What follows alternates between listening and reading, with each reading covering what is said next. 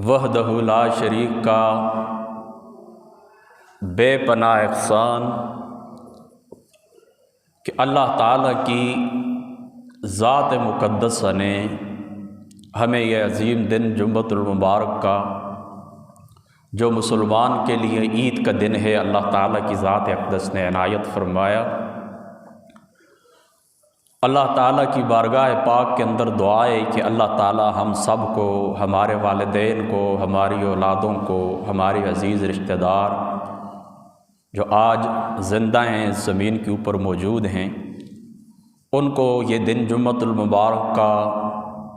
اس زندگی کے اندر بار بار نصیب فرمائے، اور اس جمعۃ المبارک کے صدقے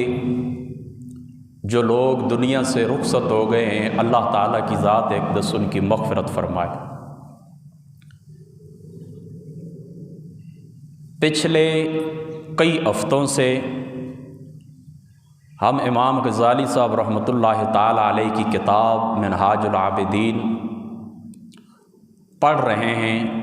اس کا مطالعہ جاری ہے۔ اس کتاب کا موضوع یہ ہے کہ اللہ تعالیٰ کی ذات اقدس تک پہنچنے کے لیے، اس کی عبادت کے لیے، اس کی معرفت کے لیے انسان کے راستے کے اندر کون کون سی گھاٹیاں ہیں۔ تو وہ 7 گھاٹیاں انہوں نے ذکر کی ہیں کہ 7 گھاٹیاں ہیں، ان گھاٹیوں کو ہم نے عبور کرنا ہے، اور ان گھاٹیوں کو جس وقت ہم اس طرح کرتے ہیں کہ عبور کر لیتے ہیں، تو پھر کیا ہوتا ہے، ہم اللہ تعالیٰ کی خالص عبادت تک پہنچ جاتے ہیں، اللہ تعالیٰ کی ذات اقدس تک ہم پہنچ جاتے ہیں۔ تو ان گھاٹیوں میں جو پہلی 2 گھاٹیاں تھیں، ان کا ذکر مکمل ہو چکا تھا کہ ایک گھاٹی تھی علم کی، توبہ کی گھاٹی اور علم کی گھاٹی۔ یہ 2 گھاٹیاں ہیں، ان کا ذکر مکمل ہو چکا تھا، اور جو تیسری گھاٹی ہے جس کے اندر عوائق 4 یعنی دنیا، عوام الناس، شیطان اور نفس، تیسری گھاٹی کے اندر یہ حوائق 4 آ جاتے ہیں کہ ہمارا نفس ہمارا دشمن ہے، شیطان ہمارا دشمن ہے، دنیا ہماری دشمن ہے، عوام الناس ہماری دشمن ہے۔ ان گھاٹیوں کو ہم نے کیسے عبور کرنا ہے؟ تو عوام الناس ظاہری سی بات ہے کہ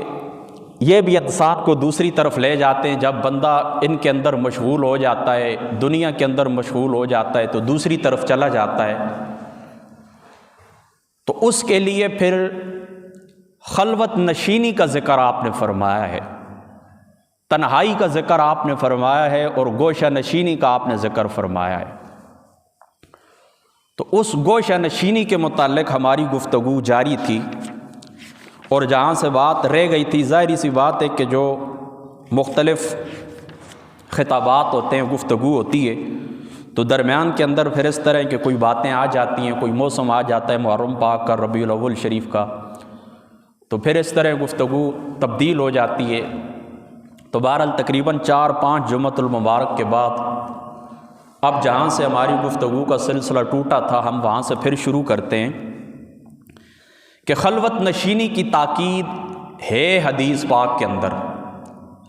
کہ انسان کو گوشہ نشین ہو جانا چاہیے فتنوں کے ڈر سے، کہ جس وقت اس طرح کہ آپ کا جو دین ہے یہ دین نہ بچ سکے، تو آپ اس طرح کہ تنہا ہو جائیں، گوشہ نشین ہو جائیں، خلوت نشین ہو جائیں، اس کی اجازت شریعت کے اندر موجود ہے۔ لیکن یاد رکھیں، سب سے بہتر یہ ہے، یعنی عظیمت اس کے اوپر ہے کہ آپ دنیا کے اندر رہیں، دنیا کا آپ کاروبار کریں، بیوی بچوں کے ساتھ رہیں، ان کے ساتھ اپنے معاملات کریں، جو لوگ آپ کے ارد گرد بستے ہیں ان کے ساتھ دنیاوی معاملات آپ برقرار رکھیں، اور اس معاملات کے اندر یعنی ان کے ساتھ رہتے ہوئے آپ کا دل اللہ تعالیٰ کی جانب متوجہ ہونا چاہیے۔ یعنی بے شک آپ کا ہاتھ پیسوں کے اندر ہو، کاروبار کے اندر ہو، بیوی بچوں کی طرف ہو، لیکن دل کے اندر ان چیزوں کی جگہ، ان امور کی جگہ، ان اشیاء کی جگہ دل کے اندر نہ بنے۔ دل کے اندر فقط ایک کی ذات بسنی چاہیے، اور وہ ہے اللہ تعالیٰ کی ذات۔ اس لیے آقا علیہ الصلوۃ والسلام کی ذات اقدس نے فرمایا کہ سب سے بہتر مہاجر وہ ہے کہ جس نے ہجرت کی ہے گناہوں سے، اللہ تعالیٰ کی طرف ہجرت کی ہے، اللہ کے رسول کی طرف ہجرت کی ہے۔ اس کو مانوی ہجرت کہتے ہیں، یعنی بندہ گوشہ نشین ہو جاتا ہے، تنہا ہو جاتا ہے، آپ لوگوں کے اندر ہی رہتے ہیں، ارد گرد ہزاروں لوگوں کا ہجوم ہوتا ہے، ان کے ساتھ آپ کھاتے ہیں، ان کے ساتھ آپ پیتے ہیں، ان کی مجلسوں کے اندر آپ جاتے ہیں، شادی نکاح کی تقریبات کے اندر آپ جاتے ہیں، غم خوشی کی تقریبات کے اندر آپ جاتے ہیں۔ بظاہر آپ ان کے اندر ہوتے ہیں، لیکن بباطن آپ اللہ تعالیٰ کی ذات اقدس کے ساتھ ہوتے ہیں۔ یعنی بباطن آپ کو کیا ہوتا ہے؟ ان روشنیوں کے ساتھ، ان رنگینیوں کے ساتھ کسی قسم کا کوئی شغل نہیں ہوتا۔ تو یہ تو ہو گئی نا خلوت نشینی باطنی طور کے اوپر خلوت نشین ہو جانا، اور ایک ہے ظاہری طور کے اوپر خلوت نشین ہو جانا، یعنی اپنے گھر تک انسان اپنے آپ کو مقید کر لے۔ یہ تنہائی کی دوسری قسم ہے۔ مثال کے طور پر اس طرح نا کہ آپ جہاں پر کاروبار کرتے ہیں وہاں پر آپ جائیں، صبح اٹھ کے دکان کے اندر جا کر بیٹھیں، یا سکول آپ پڑھتے ہیں سکول کے اندر جائیں، کالج آپ پڑھتے ہیں کالج کے اندر آپ جائیں، یونیورسٹی آپ پڑھتے ہیں وہاں پر آپ چلے جائیں، کسی مدرسے جہاں پر آپ کا کوئی کام ہے وہاں پر آپ جاتے ہیں نا، اور واپس آتے ہیں سیدھا اپنے گھر آتے ہیں۔ یعنی وہ جو گھر ہے نا، گھر وہ آپ کا گویا کہ ایک غار ہے، اس سے آپ باہر نہیں نکلتے۔ پھر جس وقت اذان ملتی ہے تو آپ مسجد کے اندر حاضر ہو جاتے ہیں، لوگوں کو، اپنے پڑوسیوں کو، رشتہ داروں کو، ارد گرد محلے کے جو لوگ ہوتے ہیں ان کی خیر خیریت آپ پوچھ لیتے ہیں، آپ کو معلوم ہو جاتا ہے، پھر آپ اپنے گھر کے اندر چلے جاتے ہیں۔ باقی اس طرح کے تقریباً آپ معاشرے سے کٹے ہوئے تھے، کسی تقریبات کے اندر آپ نہیں جاتے، فضول بیٹھکوں کے اندر آپ رات کے وقت بیٹھتے نہیں ہیں، فضول گپ شپ نہیں ہوتی، کسی قسم کی باقی جو ایکٹیویٹیز ہیں فضول ان کے اندر آپ حصہ نہیں لیتے، تو یہ بھی ایک گوشہ نشینی ہے، یہ بھی ایک خلوت نشینی ہے۔ اور تیسری خلوت نشینی کی جو قسم ہے وہ یہ ہے کہ بندہ بالکل تنہا ہو جاتا ہے۔ یعنی مثال کے طور پر آپ نے شادی نہیں کی ہے، کاروبار آپ نہیں کرتے، اور یہ بات بھی مسئلے کے طور کے اوپر آپ یاد رکھ لیں کہ اس میں کوئی شک شبے کی گنجائش نہیں ہے کہ شادی کرنا، نکاح کرنا، یہ اعتدال کی حالت کے اندر رسول پاک صلی اللہ تعالیٰ علیہ وآلہ وسلم آپ کی سنت ہے، تمام انبیاء علیہ الصلوۃ والسلام کی سنت ہے۔ اللہ تعالیٰ نے نسل انسانی کا یہ جو گروہ ہے، یعنی نسل انسانی کی جو بقا ہے، وہ اللہ تعالیٰ نے نکاح کے اوپر، شادی کے اوپر ہی موقوف کی ہے۔ کہ ظاہری سی بات ہے، نکاح آپ کرتے ہیں، شادی آپ کرتے ہیں، اس کے بعد پھر کیا ہوتا ہے کہ انسانی نسل کا سلسلہ آگے چلتا ہے، توالد اور تناسل کا سلسلہ آگے چلتا ہے، اس میں کوئی شک شبے کی گنجائش نہیں ہے کہ یہ سنت کرنی چاہیے۔ لیکن یہ بات آپ یاد رکھیں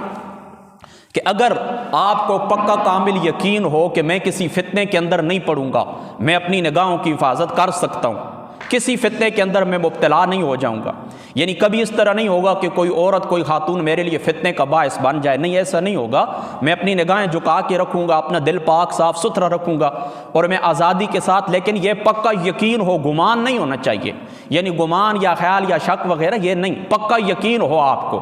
پکا یقین ہو کہ میں زندگی اچھی گزار لوں گا۔ تو اگر آپ نکاح نہ بھی کرنا چاہیں تو کوئی بات بھی نہیں،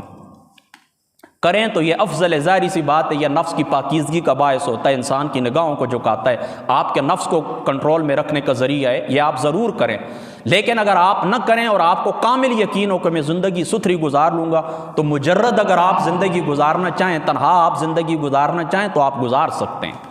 تو اس طرح بھی اگر کوئی شخص کرے کہ زندگی کے اندر اس نے نکاح نہیں کیا ہے، اور اس طرح کے کسی کاروبار کے اندر، کسی ایکٹیویٹیز کے اندر اس نے حصہ نہیں لیا ہے، اور اس کی جو اپنی ذاتی زندگی وہ کسی دوسرے کے اوپر بوجھ بھی نہیں ہے، یعنی اپنی جو کفالت معاش ہے اس کا کوئی ایسا ذریعہ موجود ہے کہ اچھے انداز کے اندر عزت کے ساتھ اس کو روزی مل سکتی ہے، چاہے اس کا کوئی رشتہ دار، اس کی کوئی بہن بھائی اس طرح کرے کہ اس کی خدمت کرے، کوئی دوست احباب ان کی خدمت کریں، بہرحال عزت کے ساتھ، کسی کے اوپر بوجھ نہ بنے، کسی کے اوپر اس طرح کہ اس طرح اس کو محسوس نہ ہو کہ یہ شخص میرے اوپر بوجھ ہے۔ تو پھر اس طرح کہ وہ شخص اگر اس طرح کرے کہ تنہائی اختیار کر لے، کسی کمرے کے اندر، کسی مکان کے اندر، کسی چھوٹے موٹے گاؤں کے اندر بالکل تنہا ہو جائے، وہاں پر اللہ اللہ کرے، اللہ تعالیٰ کی عبادت کرے، تو ایسا کرنا بھی جائز ہے، ایسا کرنا بھی کیا ہے؟ جائز ہے۔ تو یاد رکھیں، لیکن یہ جائز ہے، افضل نہیں ہے۔ افضل یہی ہے کہ آپ اس طرح کریں کہ دنیا کے اندر رہیں، دنیا کے کاروبار کے اندر آپ حصہ لیں، لوگوں کے ساتھ آپ اٹھے بیٹھیں، اور اللہ تعالیٰ کے جو حقوق ہیں ان کو بھی ادا کرتے رہیں۔ تو اب جہاں تک ہم پہنچے تھے، تو یاد رکھیں کہ حضرت عمرو بن العاص رضی اللہ تعالی عنہ، یہ رسول پاک صلی اللہ تعالی علیہ وآلہ وسلم آپ کے صحابی ہیں۔ تو آپ فرماتے ہیں کہ ہم حضور صلی اللہ تعالی علیہ وآلہ وسلم آپ کی ذات اقدس کے ساتھ بیٹھے ہوئے تھے۔ حضور علیہ الصلوۃ والسلام کی ذات اقدس کے ساتھ ہم جمع تھے، حضور کی ذات اقدس کے پاس بیٹھے ہوئے تھے،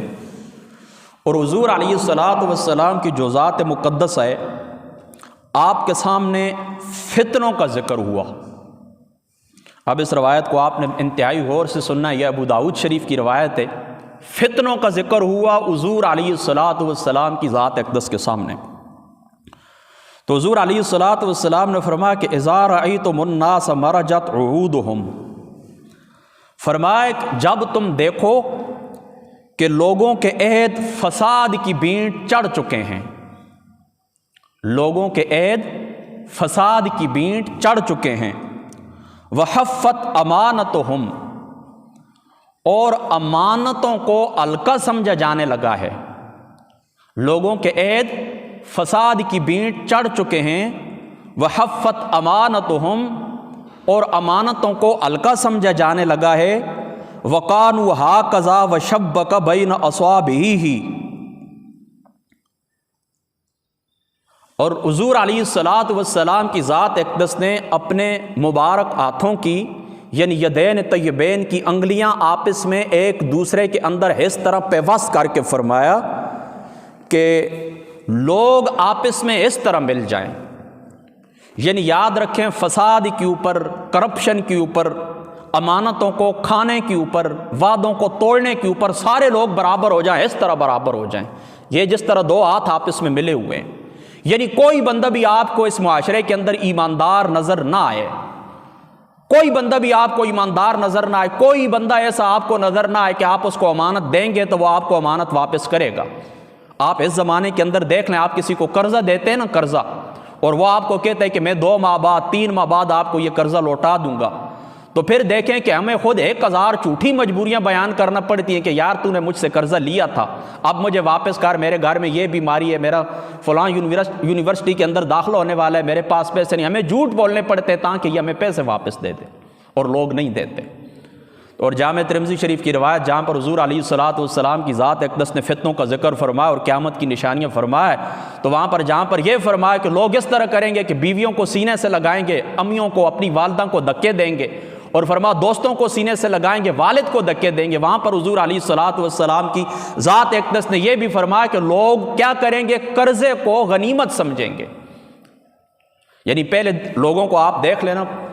میں خود، میری تقریباً 30-32 سال عمر ہے، لیکن 20-25 سال پرانی مجھے باتیں یاد ہیں کہ ہمارے جو گھر والے بڑے ہوتے تھے نا، تو وہ کسی سے 1000 2000 10,000 لاکھ قرضہ پکڑتے تھے نا، تو انتہائی سوچتے تھے، پہلے سوچتے تھے کہ اگر اسے ہم قرضہ لے لیں گے مل جائے گا فوراً، لیکن بات اس طرح ہمارے پاس کون سا ایسا ذریعہ ہے کہ ہم اس کو واپس کر دیں گے۔ پھر وہ کہتے چلو یار یہ گھر کے اندر موٹر بائک کھڑی ہے، یہ ہمارے گھر کے اندر گائیں کھڑی ہے، چلو اس کو بیچ دیں گے، اگر نہ ہوا تو دے دیں گے اس کو۔ تو انتہائی سوچ سمجھ کر قرضہ لیا کرتے تھے، اور لیتے وقت بھی اس طرح ان کے ہاتھ کانپ رہے ہوتے تھے۔ کیوں کانپ رہے ہوتے تھے؟ کہ یہ واپس بھی کرنے۔ اور آج اس زمانے کے اندر آپ خود دیکھ لیں، آپ کسی کو قرضہ دیتے ہیں نا تو وہ فوراً کیا کرتا ہے، آپ سے پکڑ لیتا ہے، ذرا سا بھی اس کے چہرے کے اوپر ملال نہیں ہوتا۔ کیوں نہیں ہوتا؟ اس کو پتہ ہے واپس کر دیا تو ٹھیک ہے، نہ کیا تو نہ کیا، بہانے سے کیا کرتے ہیں ہم کام چلاتے جائیں گے۔ تو دیکھیں حضور علیہ الصلوۃ والسلام کی ذات اقدس نے فرمایا کہ لوگ کیا کریں گے، تم دیکھو گے کہ عہد، وعدے کیا ہوں گے، فساد کی بینٹ چڑھتے جائیں گے، لوگ امانتوں کو ہلکا سمجھتے جائیں گے۔ تو پھر کیا فرمایا، اس زمانے کے اندر اگر تم پہنچو، پھر حضور علیہ الصلوۃ والسلام کی ذات اقدس نے اپنے دونوں ہاتھوں کی انگلیاں آپس میں ملا کر فرمایا جب لوگ اس طرح آپس میں ایک دوسرے کے ساتھ مل جائیں گے تو فرمایا الزم بیتک، پھر کیا کر، تیرے اوپر لازم ہے کہ تو اپنے گھر کے اندر پناہ لے، اپنا گھر پکڑ لے، اپنے گھر کے اندر بیٹھ جا۔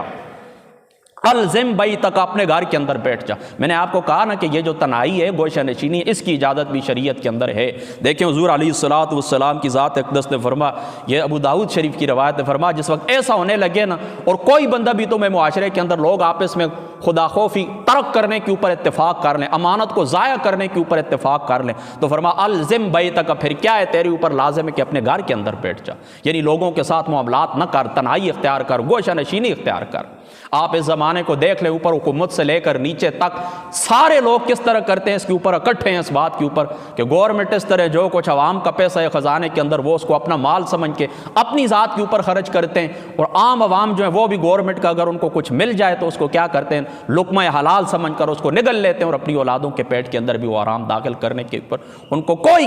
کسی قسم کا ملال نہیں۔ یعنی دیکھیں نا، اگر نیچے ہم لوگوں کو دیکھیں، ہم کہیں کہ یہ گورنمنٹ کا عوام کا جو حکمران ہے ان کا حق ادا کرتے ہیں، ایسا بھی نہیں ہے۔ یعنی اس طرح کہ جو عوام ہے وہ چور ہے گورنمنٹ کی طرف، ریاست کی طرف، حکومت کی طرف، اور حکومت کیا ہے، وہ تمہارا خون چوسنے کے اوپر تلی ہوئی ہے۔ تو گویا کہ کرپشن کے اوپر، امانت کو ضائع کرنے کے اوپر کیا ہے، لوگوں نے آپس میں اتفاق کر لیا، اس طرح اتفاق کر لیا جس طرح یہ دو ہاتھ آپس میں جڑے۔ تو فرمایا ایسے مقام کے اوپر حضور نے فرمایا الزم بیتک واملک علیک لسانک،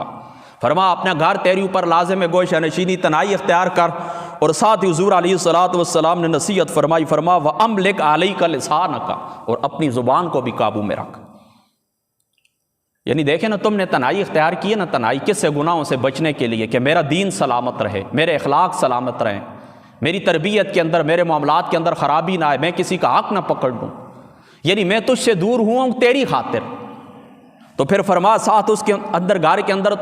تم نے رہنا ہے، اپنے کام سے کام رکھنا ہے، وَأَمْلِكَ عَلَيْكَ لِسَانَكَ، اور اپنی زبان کو بھی کنٹرول کے اندر رکھنا ہے۔ میری بات آپ ذہن کے اندر رکھ لیں کہ 99% انسان کے اوپر جو مصیبتیں آتی ہیں، 99% وہ زبان کی وجہ سے آتی ہیں، دنیا کے اندر بھی، آخرت کے اندر بھی۔ دنیا کے اندر بھی جتنی بھی آپ کے اوپر مصیبتیں آتی ہیں زبان کی وجہ سے آتی ہیں۔ آپ نے میرے ساتھ وعدہ کیا تھا، وعدہ آپ نے توڑ دیا تھا، آپ زبان سے بولے تھے، زبان سے آپ نے کسی کے دل کو زخمی کیا تھا۔ تو یہ 99% مصیبتیں، میں اس کے اوپر پورا شعور ہوں اور پوری یقین اور بصیرت کے ساتھ آپ کو کہتا ہوں کہ 99% مصیبتیں انسان کے اوپر اس کی زبان کی وجہ سے آتی ہیں۔ باقی 1% اس طرح کہ باقی کچھ گناہ انسان سے باقی زبان کے علاوہ ہوتے ہیں۔ یہ سارے وہ پرانے لوگ اس طرح وہ ٹھیک کہتے تھے کہ یہ زبان یہ جو انسان کو بلندی کے اوپر بھی لے جاتی اور نیچے بھی گرا دیتی۔ حضور نبی پاک صلی اللہ تعالیٰ علیہ وآلہ وسلم، آپ کی ذات اقدس نے ارشاد فرمایا کہ جامع ترمذی شریف کی روایت ہے، فرمایا کوئی بندہ اس طرح کرتا ہے، ایک جملہ یاد رکھنا ہے آپ نے، ایک جملہ وہ بول دیتا ہے اپنی زبان سے بے خیالی کے اندر، یعنی پورے قصد کے ساتھ نہیں کرتا، ایک جملہ گفتگو کے دوران بے خیالی کے اندر وہ بول دیتا ہے، فرمایا اس ایک جملے کی وجہ سے وہ بندہ 70 سال تک جہنم کے اندر گرتا رہے گا، اور اللہ تعالیٰ کی ذات اقدس قیامت کی صبح تک اس کے لیے ناراضگی لکھ دیتے ہیں اس ایک جملے کی وجہ سے۔ کوئی کفر یا جملہ اس کے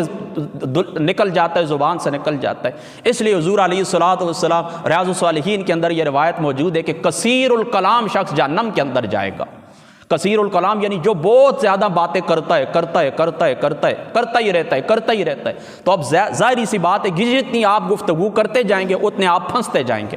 جتنی زیادہ آپ گفتگو کریں گے وہ آپ کے اوپر لکھی جائے گی۔ یہ جو کرامن کاتبین ہوتے ہیں، یہ کرامن کاتبین، ان کی ڈیوٹی کیا ہوتی ہے؟ ان کی ڈیوٹی یہ ہوتی ہے کہ آپ کے اعمال کو یہ لکھتے ہیں۔ اس لیے حضرت عائشہ صدیقہ رضی اللہ تعالی عنہا، آپ کی ذات مقدسہ رات کا وقت ہوتا تھا تو کہتی تھی چلو آپ سو جاؤ، فرشتوں کو آرام دو۔ یعنی کیا مطلب؟ ساری دن باتیں کرتے رہتے ہو، فرشتے لکھتے رہتے ہیں، اب سو جاؤ اور فرشتوں کو آرام دو۔ اس لیے صوفیاء کرام فرماتے ہیں کہ جو لوگ اس طرح ہوتے ہیں کہ اس طرح کے معاملات کے اندر گناہوں والی ان کی زندگی ہوتی ہے نا، تو وہ اگر سو جائیں نا تو وہ سونا بھی ان کے لیے رحمت ہوتا ہے۔ کہ مثال کے طور پر دیکھیں، وہ 10 گھنٹے انہوں نے نیند کی ہے، 15 گھنٹے انہوں نے نیند کی ہے، تو کم از کم چلو نیند کی حالت میں تو وہ گناہوں سے بچے رہتے ہیں۔ حضرت ڈاکٹر اقبال صاحب رحمۃ اللہ تعالی علیہ آپ فرماتے ہیں، زبان اس کو نہ سمجھو، یہ ہے ایک آفت کا پرکالا، جو نہ رکھو گے قابو میں تو کر دے گی تہ و بالا۔ فرمایا اس زبان کو اگر آپ قابو میں نہیں رکھیں گے یہ کیا آپ کے ٹکڑے ٹکڑے کر دے گی۔ جس مجلس کے اندر یاد رکھیں میری یہ نصیحت کہ جب بھی گفتگو کریں 2 باتیں آپ ذہن کے اندر رکھیں کہ یہ جو گفتگو میں کر رہا ہوں اس کا فائدہ مجھے آخرت کے اندر ہے، الحمدللہ، پھر وہ بات کریں۔ یہ جو گفتگو میں کر رہا ہوں اس کا فائدہ مجھے دنیا کے اندر ہے، ہاں ہے، بس وہ بات بھی کریں، اس کے علاوہ تیسری بات زبان سے نکالیں ہی نہیں۔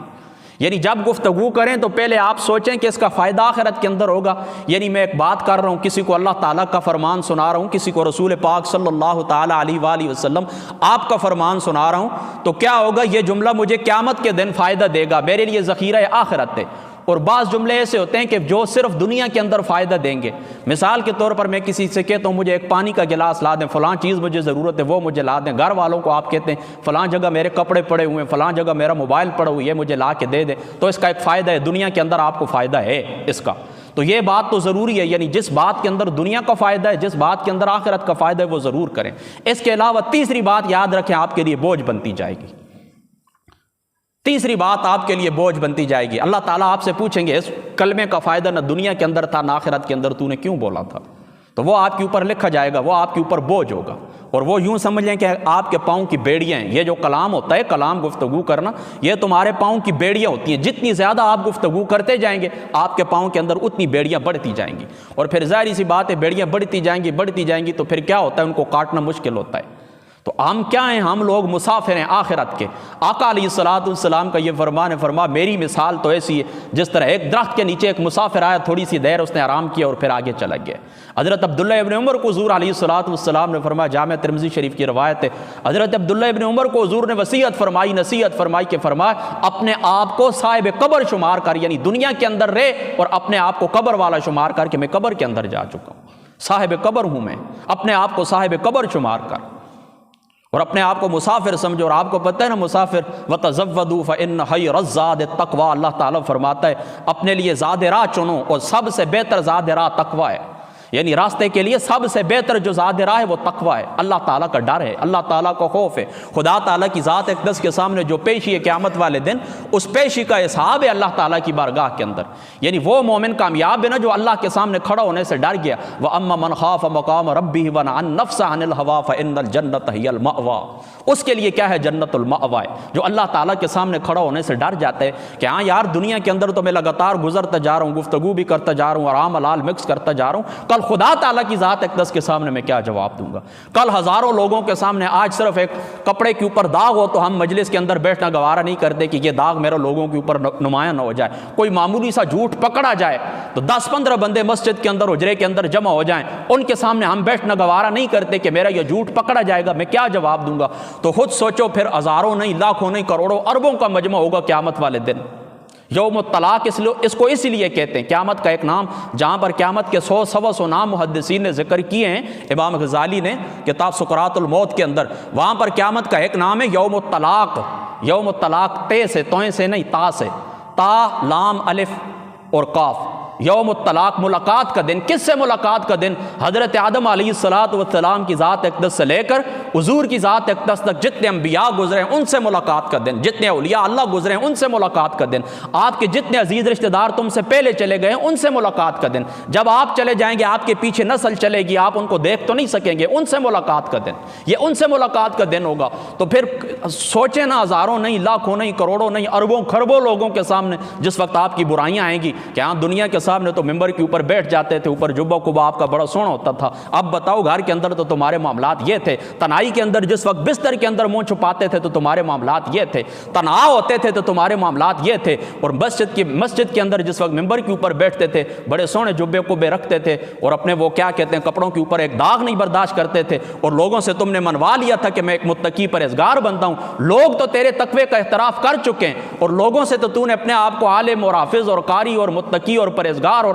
مفسر اسلام اور مفسر قرآن منوا لیا تھا، اب بتا تیری تنہائی کے معاملات تو یہ تھے۔ تو خود سوچو جس وقت وہاں پر اللہ پاک نہ کرے اللہ تعالیٰ ہم سے ستار العیوب ہے، اللہ تعالیٰ غفار الذنوب ہے، اللہ تعالیٰ کی ذات اقدس ہمارے گناہوں کو بھی بخشے، جو گناہ ہو چکے ہیں اللہ تعالیٰ ان کو معاف فرمائے، ان کے اوپر پردہ ڈالے، لیکن اللہ تعالیٰ کی ذات اقدس نے ان کو منتشر فرما دیا۔ تو خود سوچیں کتنی سبکی ہوگی آپ کو اپنے والدین کے سامنے، آپ کو عزیز رشتہ داروں کے سامنے۔ اس لیے آقا علیہ السلام کی ذات اقدس نے فرمایا، مسند احمد کی روایت ہے اور امام سیوطی صاحب رحمۃ اللہ تعالی علیہ، آپ نے انباء الازکیاء کے اندر یہ لکھا ہے، فرمایا یہ اس طرح آپ نے یہ بات ذہن کے اندر رکھنی ہے کہ حضور محمد مصطفیٰ تو قبر کے اندر چلے گئے ہیں، فرمایا دنیا کے اندر تم کوئی نیکی کرتے ہو نا نیکی، تو فرمایا اس نیکی کو دیکھ کر حضور علیہ الصلوۃ والسلام کی ذات اقدس خوش ہو جاتے ہیں، اور جب تم کوئی برائی کرتے ہو تو آقا علیہ السلام کی ذات اقدس کے اوپر وہ برائی پیش ہوتی ہے تو آقا علیہ الصلوۃ والسلام کا دل رنجیدہ ہوتا ہے، حضور علیہ الصلوۃ والسلام غمزدہ ہو جاتے ہیں۔ تو بات نکلی تھی کہاں سے کہ یہ جو زبان ہے نا، زبان، اس زبان کے اوپر آپ نے حضور نے کیا فرمایا الزم بیتک واملک علیک لسانک واملک علیک لسانک، تو تیرا جس وقت تو لوگ دیکھنا کہ لوگ امانت کو ضائع کرنے لگے تو تو اپنے گھر کے اوپر لازم ہو جا، اپنے گھر کے اندر بیٹھ جا، اور تیسرا کام کیا کر، اپنی زبان کو کنٹرول کے اندر رکھ، فخذ ما تعرف ودع ما تنکر، اور ساتھ آگے حضور علیہ الصلوۃ والسلام نے کیا فرمایا کہ جو چیزیں معروف ہیں، جو چیزیں نیکیوں میں سے ان کو پکڑ لے، آپ نے اب ذہن کے اندر رکھنا ہے، جو چیزیں معروف ہیں، جو چیزیں نیکیوں میں سے ان کو پکڑ لے، ودع ما تنکر، اور جو چیزیں برائیاں ہیں، جو چیزیں منکرات ہیں، ان منکرات کو چھوڑ دے۔ دیکھو دوستو، کچھ چیزیں ایسی ہیں نا کہ جو تمام ادیان کے اندر مشترک ہیں، یعنی کسی رت کافر کے پاس بھی آپ چلے جائیں نا تو وہ آپ کو کہے گا کہ جھوٹ بولنا بری بات ہے، وہ آپ کو کہے گا کسی کو ناحق قتل نہیں کرنا چاہیے، وہ آپ کو کہے گا کہ ذی روح اگر چیونٹی بھی ہے تو اس کو آپ نے تکلیف نہیں دینی ہے، کسی کی غیبت آپ نے نہیں کرنی ہے، یعنی ہر لا یعنی کام یہ معروف، ایسے معروف ہیں نا، ایسی نیکیاں کہ جن کو پوری دنیا کیا کرتی ہے، تسلیم کرتی ہے۔ ہر مذہب کے اندر جھوٹ بولنا بری بات ہے، یعنی وہ مذہب الہامی ہے، اللہ تعالیٰ نے اتارے یا زمینی ہے، جس طرح ہندو مت ظاہری سی بات ہے، یہ زمینی مذاہب ہیں، اپنے انسان کے لکھے ہوئے ہیں، انسانوں کے لکھے ہوئے مذاہب ہیں، یا اللہ کی ذات اقدس نے وہ دین نازل کیا ہے، تو یاد رکھیں ان سب کے اندر کیا ہیں، یہ چیزیں معروف ہیں، بالکل یہ چیزیں نیکیاں ہیں۔ وہ کہتے ہیں مسکین لوگوں کو کھانا کھلانا، نیکی کے کام کرنا، لوگوں کے ساتھ اچھے اخلاق سے پیش آنا، کسی کا حق نہ دبانا، یہ ساری نیکیاں ہیں، ان کو سارے مذاہب نیکیاں تسلیم کرتے ہیں۔ تو اگر قرآن نے جن امور کو نیکیاں کہا ہے، قرآن نے جن امور کو گناہ کہا ہے، اگر وہ آپ کی نگاہ کے سامنے نہیں بھی ہیں تو یہ چیزیں تو آپ بھی جانتے ہیں، آپ کے بچے بھی جانتے ہیں، آپ کی عقل یہاں پر پست ہونے کے لیے تیار ہی نہیں ہے، 2 + 2 4 کی طرح آپ کی جو عقل ہے اس بات کو تسلیم کرتی ہے کہ جھوٹ بولنا، اسی طریقے سے غیبت کرنا، کوئی بھی گناہ والے جو کام ہیں ان کو نہیں کرنا چاہیے، اور اسی طریقے سے سچ بولنا چاہیے، والدین کی خدمت کرنی چاہیے، بہنوں بیٹیوں کا حق ادا کرنا چاہیے، یہ مشہور معروف نیکیاں ہیں۔ تو حضور علیہ الصلوۃ والسلام نے کیا فرمایا کہ وَخُذْ مَا تَعْرِفُ وَدَعْ مَا تُنْکِرُ، فرمایا جو چیزیں نیکیاں ہیں، جو چیزیں نیکیاں ہیں ان نیکیوں کو کیا کر، پکڑ لے، وَدَعْ مَا تُنْکِرُ، اور جو چیزیں برائیاں ان کو چھوڑ دے۔ یعنی آپ پھر پیچھے حدیث کی طرف جائیں نا تو حضور پاک نے کیا فرمایا کہ جب امانتوں کو ضائع کیا جانے لگے گا تو تم لوگوں نے کیا کرنا ہے، تمہارا جو گھر ہے یعنی تنہائی تم نے اختیار کرنی ہے، زبان کے اوپر کنٹرول رکھنا ہے، نیکی کے اوپر عمل پیرا رہنا ہے، اور برائی سے تم نے منع ہو جانا ہے۔ وَعَلَيْكَ بِأَمْرِ الْخَاصَّةِ، اور تمہارے جو کام ہے نا خاص لوگوں کے ساتھ ہونے چاہیے، یعنی تمہاری مجلسیں خاص لوگوں کے ساتھ ہونی چاہیے۔ اس کا ایک معنی محدثین نے یہ بھی بیان فرمایا، یعنی ہر ایرے غیرے کے ساتھ تم نے لین دین نہیں کرنا، ہر ایرے غیرے کے ساتھ تم نے آنا جانا نہیں کرنا۔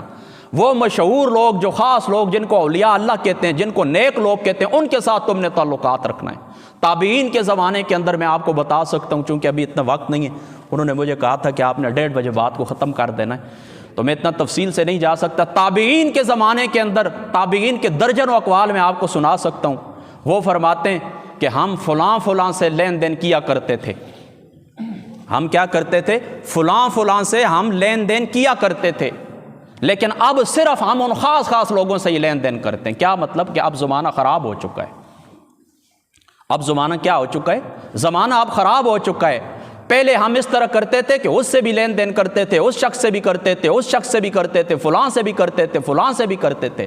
لیکن اب ان سب کو ہم نے چھوڑ دیا ہے۔ زمانہ خراب ہو چکا ہے، اب لوگ لین دین کے قابل نہیں رہے، اب لوگ کیا کرنے لگے، اب لوگ قرضوں کو غنیمت سمجھنے لگے، تو فرما ہم نے بھی لین دین چھوڑ دیا ہے، خاص لوگوں کے ساتھ اب لین دین کرتے ہیں۔ اب آپ دیکھیں نا، اس پورے چھچ کو آپ لے لیں، پورے چھچ کو، ان میں کتنے بندے آپ کو ایسے ملیں گے جن کے ساتھ آپ بے دڑک ہو کے لین دین کر سکتے ہیں۔ آپ کو پتہ ہے میرا یہ پیسہ ضائع نہیں ہوگا، ہمارے اس ملک کے پاکستان کے اندر تو ہمارے اپنے جو بچے بچیاں، میں پوری گارنٹی کے ساتھ آپ کو کہتے ہیں، وہ تو کسی کاروبار کے اندر انویسٹمنٹ کرنے کے لیے تیار نہیں ہوتے۔ وہ کہتے ہیں یہاں پر تو اس طرح پیسہ کسی کاروبار کے اندر لگائیں، خود اس کی نگرانی کریں، کہتے ہیں ضائع کرنے والی بات ہے۔ کچھ پتہ نہیں کل گورنمنٹ کی نیت بدل جائے، حکومت کی نیت بدل جائے، وہ ہمارے ساتھ کیا معاملہ کرے۔ جس بندے کے ساتھ ہم مزاربت کر رہے ہیں، جس بندے کے ساتھ ہم مشارکت کر رہے ہیں، یعنی شراکت کے اصول کے اوپر ہم کاروبار کرتے ہیں یا مزاربت کے اصول کے اوپر ہم کاروبار کرتے ہیں، ہمیں کیا پتہ یہ ہمارے ساتھ کیا کریں گے۔ دیکھیں آپ کو یاد ہوگا نا، تھوڑے سر صحیح پہلے کی بات ہے، وہ مولوی تھے نا سارے، وہ مولوی تھے سارے، جن کی داڑیاں بھی تھیں، جبے کبے تھے، بڑے خوبصورت تھے ان کے، صرف ہمارے چھچ سے وہ 30 ارب روپے لے کے چلے گئے، لوگوں نے کاروبار کے لیے دیے تھے نا۔ تو یہ بات ہے، آپ اب اس بات کو ذہن کے اندر رکھیں اور حضور علیہ الصلوۃ والسلام کے اس فرمان کو دیکھیں کہ فرما مشہور جو نیکیاں ہیں، جو معروف ہیں، ان کو پکڑنا ہے، برائیوں کو چھوڑنا ہے، اور فرما وعلیک بامر الخاص، اور فرما خاص لوگوں کے ساتھ تم نے لین دین رکھنا ہے، ودع عنک امر العامہ، اور عام لوگوں سے تم نے کیا کرنا ہے، کنارہ کش ہو جانا ہے۔ عام لوگوں سے تم نے کیا کرنا ہے، کنارہ کش ہو جانا ہے۔ تو یہاں پر آ کر تو یہ ابو داؤد شریف کے الفاظ تو یہاں پر مکمل ہو جاتے ہیں۔ ایک دوسرے مقام کے اوپر حضور علیہ الصلوۃ والسلام نے فرمایا، یہ مسند احمد کی روایت ہے، فرمایا ذالک ایام الحرج، حضور علیہ الصلوۃ والسلام نے فرمایا یہ ایام حرج ہیں، آپ نے غور کرنا اس بات کے اوپر۔ یعنی حضور نے کیا فرمایا کہ ایام الحرج کے اندر تم نے گوشہ نشین ہو جانا ہے۔ یہ ابھی تو میں نے آپ کو یہ بتایا نا کہ حضور نے کیا فرمایا کہ جس وقت تم دیکھو کہ لوگ امانتوں کو ضائع کرنے لگے، امانتوں کو ضائع کرنے لگے، امانتوں کو ہلکا سمجھا جانے لگا ہے، اور اسی طریقے سے لوگ عہد کو، جو وعدے کرتے ہیں، ان وعدوں کو فساد کی بھیڑ چلانے لگے، تو فرمایا تم گوشہ نشینی اختیار کر لو۔ اب یہاں پر حضور نے کیا فرمایا کہ ایام حرج کے اندر تم نے کیا کرنا ہے، گوشہ نشینی اختیار کرنی ہے۔ ایام حرج کے اندر تم نے کیا کرنا ہے، گوشہ نشینی اختیار کرنی ہے۔ تو حضور علیہ الصلوۃ والسلام نے کے صحابہ نے عرض کیا، اے اللہ تعالیٰ کے رسول، یہ ایام حرج کیا ہوتے ہیں، حرج کا کیا مطلب ہے؟ تو حضور علیہ الصلوۃ والسلام کی ذات اقدس نے فرمایا، حین لا یأمن الرجل جلیسہ، کہ جب کوئی شخص اپنے ہم مجلس سے بھی بے خوف نہیں رہے گا۔ ایام حرج کی تفسیر خود حضور علیہ الصلوۃ والسلام نے صحابہ پاک کے سوال کے اوپر کہ حضور نے فرمایا ایام حرج جب آئیں گے تم نے گوشہ نشینی اختیار کرنی ہے، تو صحابہ نے پوچھا ایام حرج کیا ہے؟ فرمایا جس وقت جو تمہاری مجلس والا ہے، مجلس والا، اس مجلس والے سے بھی آپ بے خوف نہ رہیں۔ یعنی دیکھیں نا، ایک مجلس کے اندر ہم بیٹھے ہوں، یہ اللہ تعالیٰ کا گھر ہے، مسجد ہے، لیکن ہر دوسرا آدمی دوسرے سے بے خوف نہیں ہے کہ یہ میرے ساتھ بیٹھا ہوا بندہ میرا دشمن ہے، میرا سجن نہیں ہے، میرا دوست نہیں ہے، مجھے یہ نقصان پہنچا سکتا ہے۔ بیوی ساتھ بیٹھے ہوئے کھانا کھا رہی ہے، لیکن یقین نہیں ہے کہ یہ میری دوست ہے، یقین نہیں ہے کہ میرے ساتھ یہ وفا کرنے والی، ہو سکتا ہے یہ اس طرح کرے کل مجھے عدالت کے اندر کھڑا کر دے، ہو سکتا ہے میں گھر سے باہر چلا جاؤں، گھر کے اندر جو سونا چاندی یہ اس کے اندر خورد برد کرے، ہو سکتا ہے جو دولت اس کو میں کما کے دے رہا ہوں، پتہ نہیں اتنے سال ہو گئے، اب تو میرے پاس اتنا اکاؤنٹ ہو جانا چاہیے تھا، مجھے لگتا ہے میری یہ جو گھر والی ہے یہ اس طرح کرتی ہے کہ ان پیسوں میں سے بچا کے اپنے گھر والوں کو دے رہی ہے۔ اپنے بھائی سے بھی آپ بے خوف نہیں ہیں کہ یہ بھائی میرے مرنے کا انتظار کر رہا ہے۔ کیوں مرنے کا انتظار کر رہا ہے؟ کہ میں جب مر جاؤں گا تو میرے پیچھے جو کچھ سکے بچتے ہیں یہ ان کے اوپر قبضہ جما لے، یہ میرے دوست ہیں، ویسے ہی میرے دوست ہیں۔ اور سچ بات میں آپ کو بتاتا ہوں، دوستی ایسی ہے کہ جب تک آپ کسی کو کھانا کھلائیں گے، اس کو پینا پلائیں گے، جو کچھ آپ کی صحت ہے، آپ کا ڈیرا اجرا کھلا ہوا ہے، لوگ آپ کے پاس آتے ہیں، چائے پانی چل رہا ہے تو واہ واہ واہ واہ واہ واہ ہوتی رہے گی۔ کل آپ جب بیمار ہو جائیں گے، اجرا بند ہو جائے گا، تو آپ دیکھیں گھر کے اندر گوشہ نشین ہو جائیں اور آپ کے پاس دواؤں کے میڈیسن کے پیسے بھی نہیں ہوں گے، پھر آپ کو پتہ